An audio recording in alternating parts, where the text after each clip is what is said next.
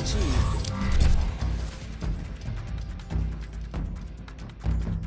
Welcome back to Kamikaze Overdrive MMA Predictions. As always, I am your host, Scott Johnson, and on this episode of the show, we're taking a look at the upcoming UFC Fight Night 50 event, which will take place live on September 5th. Keep in mind, that's a Friday night. It also goes down the same night as the next Bellator event. Coincidence? Probably not. Nonetheless, we got a pretty action-packed card ahead of us. I'll be giving you my 6 main card predictions on this episode of the show. All 4 preliminary bouts will be broken down at kamikazeoverdrive.net. You can also check out the panel's predictions. They've been doing an excellent job of late. As well as the bet packs. And I want to talk about the bet packs because I'm coming off a fantastic 8-0 UFC 177. Now, I know UFC 177 was an event a lot of people didn't tune in to watch, or at least didn't have the fanfare, and I certainly looked down upon it because I felt the UFC shorted us as far as talent was concerned, but it was still a pretty good night of fights.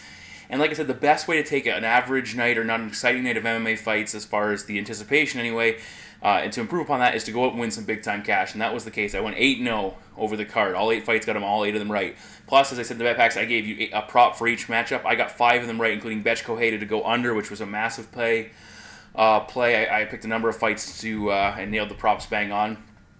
In my bet pack, 6 of the 8 parlay bets I posted won. I think it paid out a little over $3,600. All 5 of my value bets won. As I said, like 8-0. All of my top 5 confidence picks won. Everything was spot on. It was a fantastic night. I cashed huge. The only one that I would have liked to see win was with Anthony Hamilton not being able to finish around Potts a little bit quicker. Had he done so, it would have been an even bigger night. Personally, for me, it would have been a massive financial gain.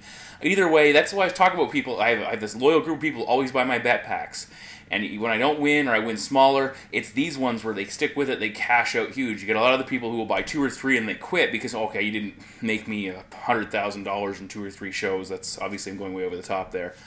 But the point is, stick with it, ride it out.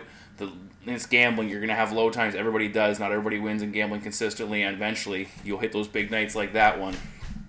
So again, thank you for always people who always support me and purchase my bet packs, and hopefully it paid off huge for you as well.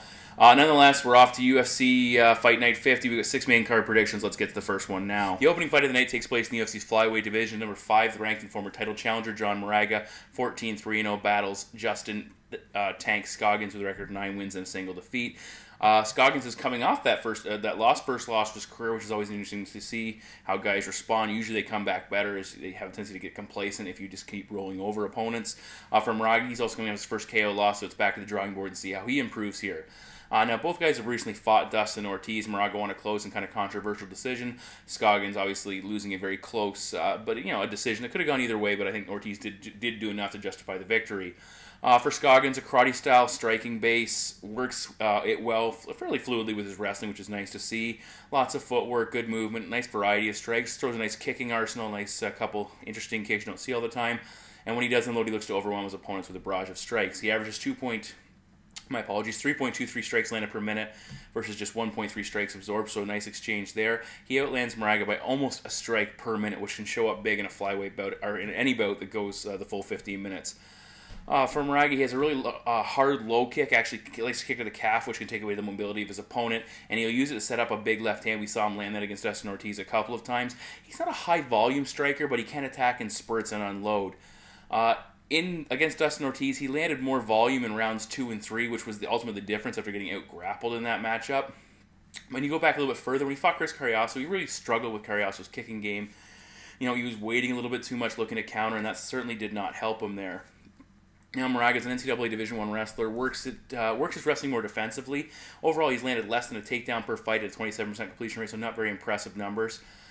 He was taken down by Ortiz in the clinch and pinned on the mat a couple of times, and Ortiz got the better of the grappling exchanges in that matchup. He was able to take advantage of a slip, though, in that fight, but still lost position. That was constant. Every time they got in a scramble, he always seemed to come out on the wrong end of the position, or at least quite frequently. He did have a rear naked choke attempt when he got Ortiz's back, but he wasn't able to finish it. When he fought the champion Demetrius Johnson, he was taken down 12 times, but again, nobody right now in the flyweight division is on Johnson's level, so that's kind of beside the point. When Scoggins fought Dustin Ortiz, he had a lot of success taking down Ortiz, and he was taken down actually early in that matchup. He attacked with submission on his back, but for the most part, he won the grappling exchanges against Ortiz. It had a lot of success in that the majority of that fight. Landed 5 takedowns, Ortiz's 2. We saw him against Will Campazano, also put Campazano on his back 6 times and really held the position well. Very tight body control on the mat and against the cage. Has some good trips, nice body lock takedowns he can set up. On the mat, good transitions and counters. He's very solid in scrambles. He did lose position a couple of times in that fight, but again, he did fairly well against a pretty good grappler in Ortiz. When Moraga beat Ortiz, it was by outlanding him in the final 2 rounds, 41-21. Scoggins, though, averages more strikes per minute than Moraga. And the kicks, I think, will keep Moraga out of that boxing range, which he really likes to operate at. And I think the takedowns are going to be key. I haven't trusted Moraga's wrestling game here in a little while, and Scoggins is a pretty aggressive grappler, and I think he really learned from that last fight. I think the young fighter coming out of his first career loss is going to show improvements, is going to rekindle his fire, and my prediction is Justin Scoggins to defeat John Moraga by decision. The second fight of the night takes place in the UFC's featherweight division. It's actually a rematch as the number 8th ranked Nick the Carney Lentz, 27-6-2 with 1 no contest, but with the number 14th ranked Charles Do Bronx Oliveira, 18-4-0 with 1 no contest, and that 1 no contest actually was the fight they went head-to-head in. As I said, a rematch from when they fought at lightweight, which took place back in 2011. It was a no contest after Oliveira landed an illegal knee that the referee missed and led to the submission finish. What we have here for Nick Lentz, he's a wrestling-based fighter. For Oliveira, he's a Brazilian Jiu-Jitsu black belt, so very good grappling credentials on both sides. Vastly different styles, though. Physically, 2-inch height advantage for Oliveira and a 5-inch reach advantage, so he certainly is the longer, lankier fighter here. In the first fight, Oliveira was willing to go to his back, which is something he's not afraid to do. He's very tricky to control. He used the butterfly guards very effectively to continue to elevate Lentz, not allow him to set him with that grinding top position control. He attacked legs, and he chained his submissions together very effectively. Lentz did a good job scrambling with him and moving into half guard and doing what he could against a guy like Oliveira. But it just didn't work out, obviously. On the feet, Lentz was coming forward very aggressively, but it was Oliveira who was routinely landing the better strikes, landing knees, elbows, kicks, kept locking up the tie clinch and delivering an elbow or a knee shot from that position. He did very nicely in that matchup. Lentz was dropped with a quick left hand, and Oliveira attacked with a choke, almost like Donald Cerrone style. It's not, you hurt a guy, you put him on the mat, you don't go for the finish with your hands, you look to finish him up with a submission. That's what Oliveira looked to do there. Overall, Charles looked like he had the speed advantage in that matchup, and Lentz appeared to be slowing down and was exhausted after the first round. He did recover well in the second round, but it's very interesting to see a wrestler like that tired and worn out because of the pace that was being set by Oliveira. And we know Lentz had some issues with conditioning in longer fights.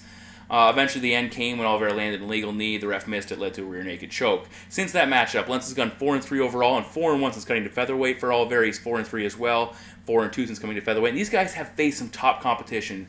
We know Nick Lentz lost to Chad Mendes. Oliveira has lost to Frankie Edgar and Cub Swanson. Those are top of the heap guys at featherweight.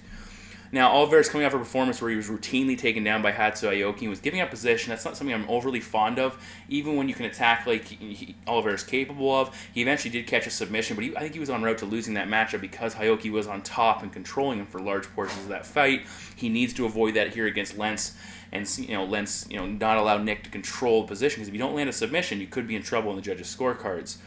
Lentz, as we said, he fought Chad Mendes, had a very good showing in that matchup, survived. That's a growing experience I expect him to benefit from. But again, that first fight, I think Oliveira was very much dominating the action. For my money, the way I look at Oliveira has to keep scrambling, not allow Lentz to hold top position if he does try a submission and it misses. Again, it was very shocking for me to see that grinding wrestler who's used to wearing guys out actually be worn out by a BJJ player, which is something you normally don't see. On the feet, Lentz can handle himself. He's a pretty scrappy guy, but Oliveira is an exceptionally clean Muay Thai striker, very dynamic. He has power. He's got some very good combinations, his leg kicks and his knees. And again, he can throw a lot of this stuff because he's not afraid to go to his back, because it's still an opportunity for him to attack if he gets taken down. The speed and impact of strikes seem to be winning the matchup for Oliveira on the feet, and the fact that he wouldn't let Nick Lentz rest on the mat or at least control the position, I think all that shows up here again. Oliveira is so tricky to control.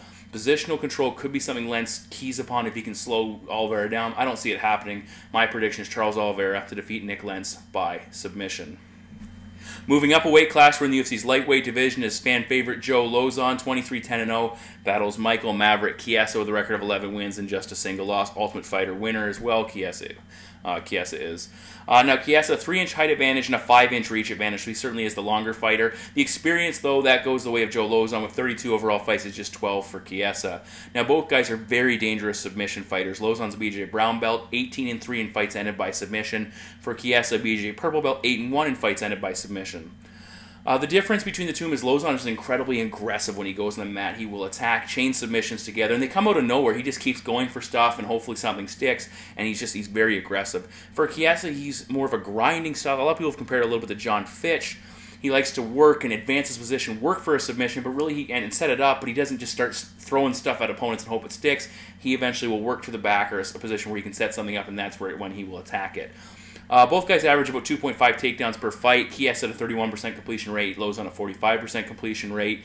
Defensively, Lauzon better takedown defense, 54% takedown defense to Chiesa 33%. But again, those guys are both willing to go to the ground, and if it happens to be their opponent taking them down, it's not the ideal situation, but certainly they can work with it.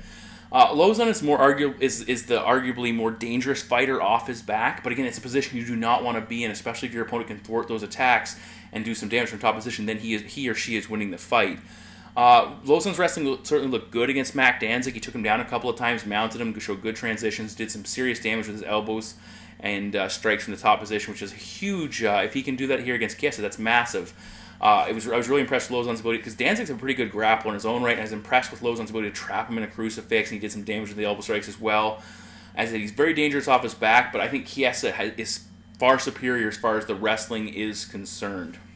When he fought Francisco Ronaldo, who's very strong and a pretty good grappler as well, he tied Ronaldo up, forced him down, and I was impressed with Chiesa's ability to overpower Ronaldo.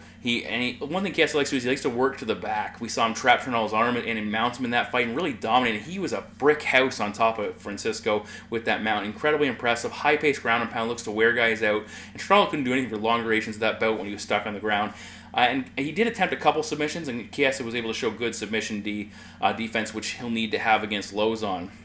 We also, when he fought Jorge Masvidal, he almost took Masvidal with a submission as well, and he took him down a couple of times, which is pretty solid, because Masvidal has very good takedown defense and one of the most underrated guys in the division as far as I'm concerned. On the feet, Chiesa's striking is improving. He's going to have a big reach advantage. He really does a nice job of using those longer, extended strikes and a solid jab. He dropped Jorge in that matchup, which is pretty impressive. For Lauzon, he's very scrappy, but he's been knocked out 3 times. One of the things I don't like is he bleeds and tends to show a lot of damage, which can show up with the judges. Questionable striking, he gets hit 4.54 strikes per minute while he gives up 2.32. You cannot have that exchange on the feet, especially if the grappling is nullified in this matchup, which is a possibility. We saw Michael Johnson piece him up pretty bad on the feet, and Jim Miller ran him over early in that matchup with those level trajectory elbows and really floored him. Chiesa, though, better cardio. And we saw him use that cardio to overwhelm Ronaldo, and I think he's going to try something similar against Joe Lauzon. Lauzon will slow down in grueling fights. We have seen him periodically have better performances later. We saw him rally against Jim Miller late and submitted Varner in the 3rd round, but he's 1-3 decisions. It's because his cardio just does not hold up.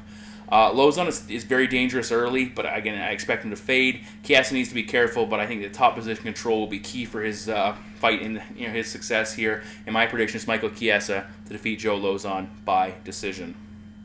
Now we have our first of 2 heavyweight matchups as Ultimate Fighter competitor Matt Mitrione, with a record of 7 wins and 3 losses, takes on the Black Beast Derrick Lewis with a record of 11 wins, 2 losses, and 1 no contest. Lewis is a pretty quick turnaround for him. He just recently fought and won in July over Guto Innocence. Mitrione's coming off a last-second fight cancellation with Struve, so he's had a little bit longer of a break between matchups than he expected. Physically the same height, 3-inch reach advantage to Mitrione, and a possible slight weight advantage, but not very much for Matt Mitrione as well. Both guys have one common opponent between the two of them, which is Sean Jordan. Mitrione just KO'd him, while Lewis lost to him via decision, but it was back in 2010, and it was only the 2nd pro bout of Lewis's career, so certainly he's come a long way since then. Both guys come from football backgrounds and are primarily strikers when you look at their MMA games. Mitrione more of a kickboxing base. For Lewis, he kind of focuses more on just boxing. Mitrione's very athletic. He's going to be the faster fighter. He's extremely light on his feet. A lot of guys, again, don't understand how quick Mitrione is when you get in the cage, especially for a heavyweight. Lewis overall 10 wins by knockout. He throws a lot of power when he does throw his strikes. Only landed 6 strikes in his last fight, so he didn't throw a lot and eventually made good with what he did. Both knockouts so far in the UFC, his debut over Jack May and the last one we just talked about, have come on the mat with top position ground and pound strikes. He also owns a knockout victory over Jared Rosholt, who's the only guy who's ever beat Rosholt, which is pretty darn impressive because Rosholt's a tough customer, so it shows how hard he does hit. When he fought Innocence, he seemed to have a little bit of trouble with the movement. Even going back to Jack May, especially early on when they were on the feet, had some trouble with the movement of his opponents. Really was struggling to land shots and get in there on the feet and do damage. He tends to be a little bit flat-footed, not a lot of head movement, and doesn't throw a ton of kicks, which is something that against a guy like Mitrione who's got a longer reach and does throw kicks can create some issues with the distance. As I said, Mitrione surprisingly fast for a heavyweight. He's 6-1 in fights ended by knockout, so he has been stopped once. We'll talk about that momentarily. He likes to use a lot of lateral movement, brutal leg kicks, which we saw him chop a couple guys down, including Kimbo Slice with. He hasn't done them quite as much as he has in the past. I'd like to see him go back to that brutal leg kicking game. 3.73 strikes landed per minute, which is pretty high for a heavyweight. And if you can land consistently that total with the power a guy like Mitrione can pack, that's going to show up big time. As I said, he has one knockout loss, which came against Roy Nelson, and he'll need to be careful with trading with Lewis. You can't be reckless against a guy with Lewis, and that's the case at heavyweight. Anybody that has knockout power at heavyweight, you cannot just go in there with your chin up and expect to trade shots and continually win fights with that style. But I think Mitrione's reach, speed, and lateral movement and kicking game should help him to keep Lewis at distance and out of that boxing range that he's going to be comfortable with.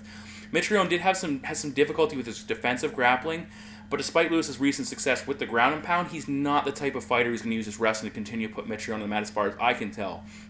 Lewis so far is 0-2 decisions, but he has 6 wins, 5 KOs, and 1 submission in fights that have gone beyond the first round. For Mitrione, 4 wins beyond the first round, 1-1 decisions, so the guys aren't going to be gas bags as far as I'm concerned that they're going to be done after the opening few minutes.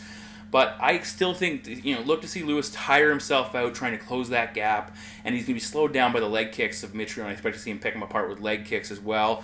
Cardio, volume, and the technical skill should all favor Matty in this fight. And I think he needs to pick his spots, don't get reckless, don't give Lewis a chance to land those big shots early, and he will certainly take control of the fight as we go on. And my prediction is Matt Mitrione to defeat Derrick Lewis. Derrick Lewis by decision, possibly late knockout, but I think he'll take it by decision. Remaining in the heavyweight division, we move now to the co-main event of the evening as the number 7th ranked Alistair Overeem, 37-13-0 with 1 no contest, battles 33-9-0 Big Ben Rothwell. So these guys have some significant numbers as far as experience is concerned. Now, this is the first fight Overeem's will take coming out of the Greg Jackson's camp, which is really a wild card to see what Jackson does as far as tweaking his game plan and what approaches he has to help Overeem change things up. Sometimes the camp change is great, sometimes it doesn't work out for some guys. Now, one thing to keep in mind, these guys are the same size, roughly, based on previous reports, but we've seen a lot of information about Overeem cutting down, looking much leaner in pictures, some people talking as low as 210 pounds, which I find kind of hard to believe and shocking. But either way, if he can lean himself out a little bit, will that improve his cardio and speed? It should, which could make him that much more effective and take away those cardio issues. For Ben Rothwell, he's coming off a 12-month layoff, and that's something to take note.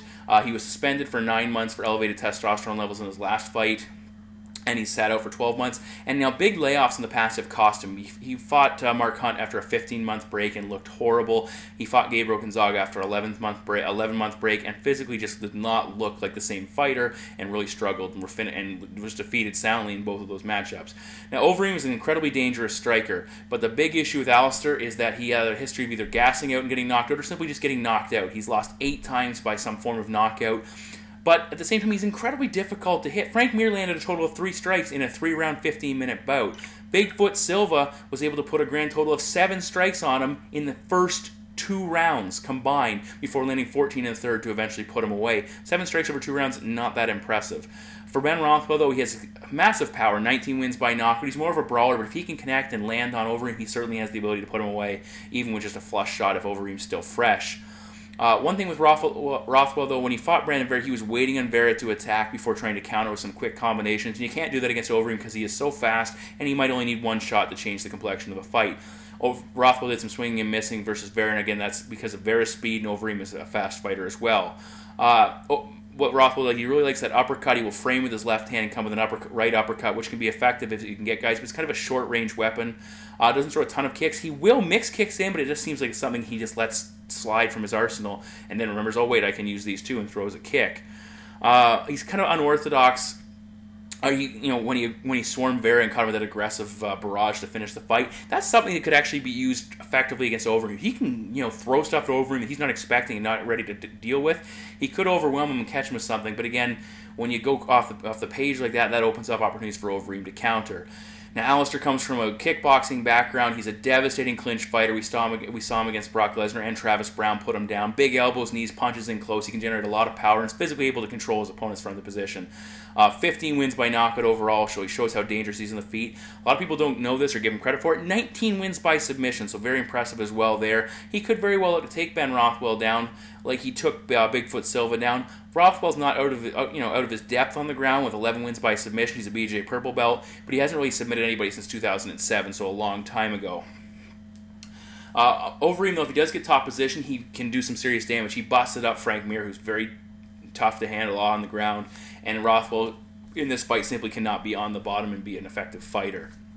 No matter the advantage, though, for Overeem, if he gasses, this fight is over. We saw it against Travis Brown. We saw it against Bigfoot. If he overextends himself trying to finish, he's going to be in serious trouble because Rothwell will come back and land big shots and finish him. Unfortunately for Rothwell, he doesn't have a great gas tank either. He did finish fairly late, but I talked about his physical limitations in previous fights, and I think it's going to show up here. Overeem fought a much more measured pace in the Frank Mir fight. He did damage, and when he hurt Frank, he didn't empty the gas tank trying to finish him. He took criticism for that, but I think it was a smart approach in that fight. I think he's going to look for something similar here. I think he should be able to avoid a lot of the damage Rothwell throws, limited success. Overeem's going to land something big, I think, potentially to the body, and Rothwell simply won't be able to recover. In my predictions, Alistair Overeem to defeat Ben Rothwell by TKO. It's time for the main event of the night, and this is a much anticipated matchup. It's the number 4 ranked Ronaldo Jacare Souza with a record of 20 wins, 3 losses, and 1 no contest. Battles number 7th ranked Gegard Mousasi with a record of 35 wins, 4 losses, and 2 draws. Now, this is actually a rematch from 2008 where they met at the Dream 6 event. Mousasi actually won that fight with a vacant Dream middleweight bout via a knockout with an up kick, which was very impressive. It actually took place in a ring as well. It was a very short matchup. Basically, the events went like this. Jacare scored an early takedown after some control on the top. He tried to posture up, pulled back looking to throw something, and Mousasi snapped off a very quick up kick that knocked Jacare out cold. So pretty darn impressive. Since that matchup, this is impressive as well. Mousasi's gone 11-2-1, and Jacare's gone 10-1-0 with 1 no contest. These guys have been on fire since those fights. Interesting, both guys were champions at the same time in Strikeforce. Jacare, the middleweight champion, Mousasi, the light heavyweight champion. So this is kind of like a Strikeforce super fight, which would have been a massive fight. This is all a massive fight here. Biggest change since their first meeting, as far as I can tell, is Jacare's striking has improved. He's got a couple of knockouts on his with Derrick Brunson and Yushin Okami, but it's come a long way because he was a grappler with pretty basic striking, when he first started out. Mousasi has improved his wrestling, that's something to take note, but I think Jacare, of all the improvements, Jacare's made the biggest one with his striking. What Jacare does, he throws some decent kicks. He has power. We saw him floor Okami with a big right hand. He also swarmed him on the cage prior to the knockout with some big shots. He uses pretty good movement on the feet. He will throw some punches and look to score takedowns off them as his opponent covers up. He did that effectively against Francis Carmon and eventually worked to his back. If he doesn't get the takedown and is forced to disengage and break away, he will try and land something, which can be a pretty solid technique as well. On the feet, though, he does tend to get a little bit wild and throw some big looping hooks. And that's something of concern against an accurate striker like Mousasi. I think he lost round 2 against Francis Carmon. He was outlanded by Carmon in that round. He didn't do much, and Carmon was actually sitting down and landing his punches. And I think that backed off Jacare. And in that round, he's 0-for-2 in takedowns, and I think that really plays with his psyche a little bit. He also tends to throw a little bit too many single strikes, and he will wait on his opponent, allow them to get off. And so far, he has 2 losses by knockout, so keep that in mind as well. And he was also hurt by Robbie Lawler in that fight and nearly finished. For Mousasi, he is a very lethal and calculated striker. Comes from a kickboxing background, also has a boxing background as well. 18 wins by knockout, and he's never been knocked out himself, so he has a very good chin. He has a very sharp and stiff jab, good combinations. He likes to stalk his opponent and back them down. He's very fast overall, and he's a very good kicking game, which I don't know will you see a ton of because he's going to want to limit Jacare's chances to take him down. He's a high-volume striker, 3.52 strikes landed per minute, and limits his opponents to just over 1, which is a huge advantage for Mousasi if he can keep this fight on the feet. He actually outlanded Lyoto Machida 66-35 in that matchup, just didn't get the quality of strikes. When he fought Mark Munoz, he used a very low stance in preparation to defend the takedowns, and was very effective. Whenever Munoz shot in, he punished him on the shot with sprawl, and then punches and elbows, did a very effective job there. He also attacked the neck with a submission. That's something he can't be afraid to go for submissions against Jacare. Be defensive, but don't respect him too much. That's something he needs to keep in mind here. He showed incredibly strong hips against Munoz as well, countering into some advantageous positions whenever Munoz did try to take him down, which was very impressive. He is a first-degree judo black belt, so he's got a very good grappling background. He has 12 wins by submission, so he's certainly a capable ground fighter. He's also been submitted twice, both very early in his career. He's come a long way since then. He also had the King Mo loss at light heavyweight, which he lost his Strikeforce title because of Mo's wrestling. So he is vulnerable there, but he seems to have, he's taken down several times by Keith Jardine in another matchup back in Strikeforce, but he seems to have cleared up those grappling, defensive grappling issues. But again, Jacare's on a whole other level. Now, Jacare's wins have come over slower guys. Keep this in mind. Ed Herman, Chris Camozzi, Yushin Okami, Francis Carmont. Mousasi is faster, and he's a much more confident and capable striker than any of those fighters are. Jacare doesn't put big takedown numbers up. Keep that in mind. Over his last 5 fights, only 5 takedowns total. Sometimes he doesn't need them because he's so capable of submitting guys or controlling them like he was against Carmont in rounds 1 and 3. But again, it's a 5-round fight. If he can't put big takedown numbers up, that really takes his grappling out of this fight. The key to beating Jacare so far in his career has been making him strike. Yes, he's got better than before, but he's still not as good as Gegard Mousasi is on the feet. I think Mousasi's measured style will limit Jacare's openings to shoot in and strike. I like the way Mousasi punished Munoz, and I think if he starts punishing Jacare in his shots, it's really going to back him off. It's going to force Jacare to strike with him. And my prediction is Gegard Mousasi to defeat Jacare Souza. I'm going to take Mousasi by decision. So those are my 6 main card predictions for a pretty fun UFC Fight Night 50, which will take place on Friday night, calling a couple of upsets. Currently, I'm riding it. I know it's going to snap here eventually. I'm riding a 12-fight winning streak if you date back over the last 2 fights with consecutive correct predictions.